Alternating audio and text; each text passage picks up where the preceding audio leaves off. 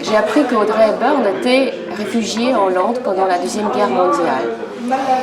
Et ça m'a touchée tout de suite. Ma mère veut que je les rejoigne à Amsterdam. La Hollande est neutre, elle le sera toujours. Son fils avouait que sa mère se sentait toute sa vie coupable d'avoir survécu vis-à-vis d'un Franck. C'était pour moi comme un signe. Alors j'ai su tout de suite que je devais parler, que je devais raconter cette histoire. Écris-moi! Écris-moi, papa! Papa! J'ai écrit cette pièce très rapidement, en un mois. Par contre, ce qui était difficile, c'est préparer le personnage. Audrey avait une toute petite tristesse dans ses yeux, dans son regard, et en même temps, c'était un exemple de joie de vivre, d'un sourire contagieux. Et moi, personnellement, naturellement, j'ai plus de tendance d'avoir une tristesse, une mélancolie. Et il me fallait travailler pour chercher, trouver cet équilibre en très peu de temps, entre deux phrases, entre deux mots. D'accord.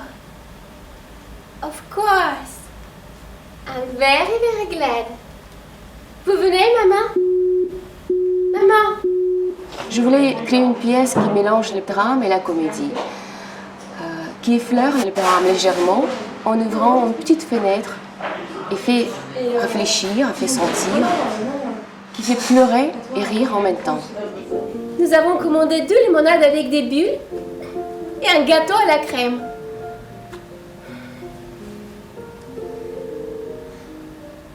Les gens sont assis aux tables, sauf un homme et une femme qui dansent. Elle a mis sa tête sur son épaule.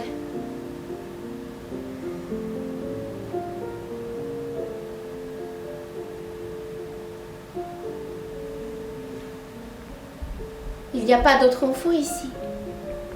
J'ai pris beaucoup de cours, de danse, de comédie, de chant, de la musique. Wider than a mile, I'm crossing you in style. Ma mère vient du Caucase du Nord.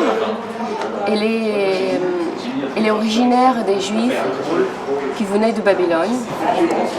Et mon père vient d'une famille des Allemands de la Russie. En même temps, mon père il a des origines anglaises. Et quand je dis sur scène, pour le personnage, mon père est anglais, je le dis un peu pour moi-même. Il me verra sur scène. Si je travaille bien, je danserai à la Royal Opera House. Il lira dans un journal, London News.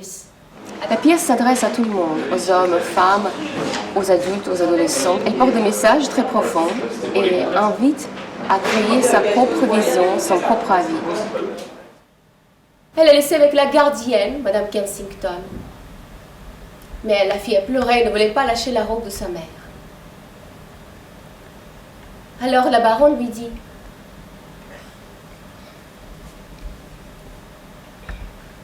écoute mon enfant, je dois retourner en Hollande.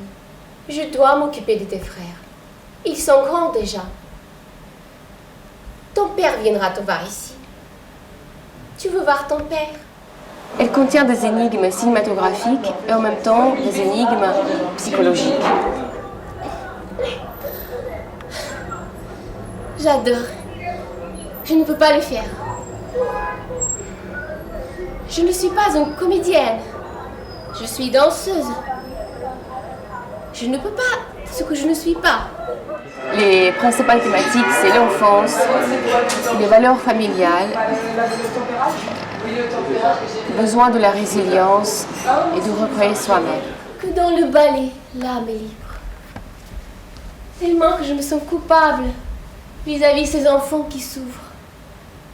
Mais c'est une vie pleine de merveilles. La fascination, c'est un mot complexe.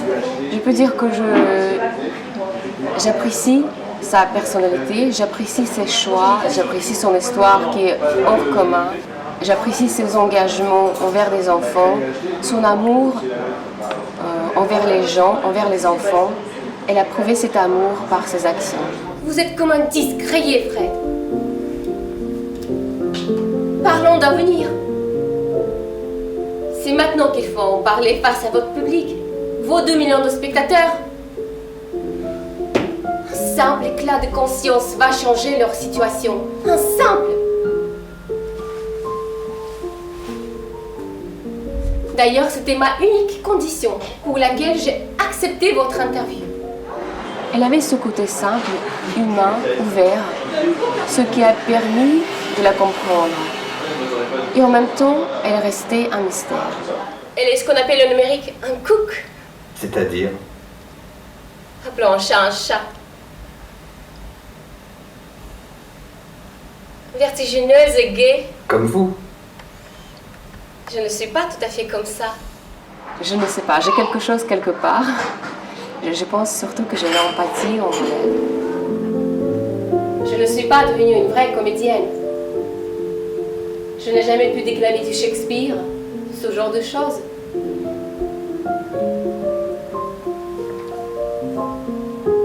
Beaucoup de mes rôles étaient adaptés à mon histoire personnelle.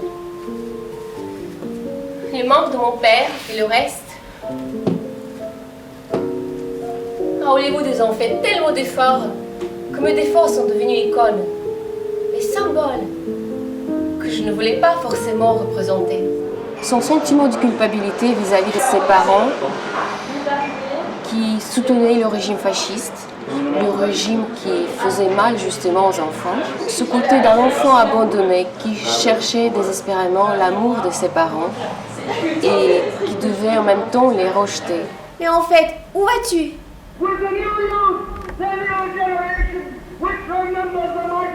Et tu es sûr que je ne peux pas venir avec toi? Mais pourquoi? Après avoir quitté le cinéma, Audrey lisait le journal d'Anne Frank pour les caméras internationales. Elle disait « c'est mon âme sœur », c'est très fort.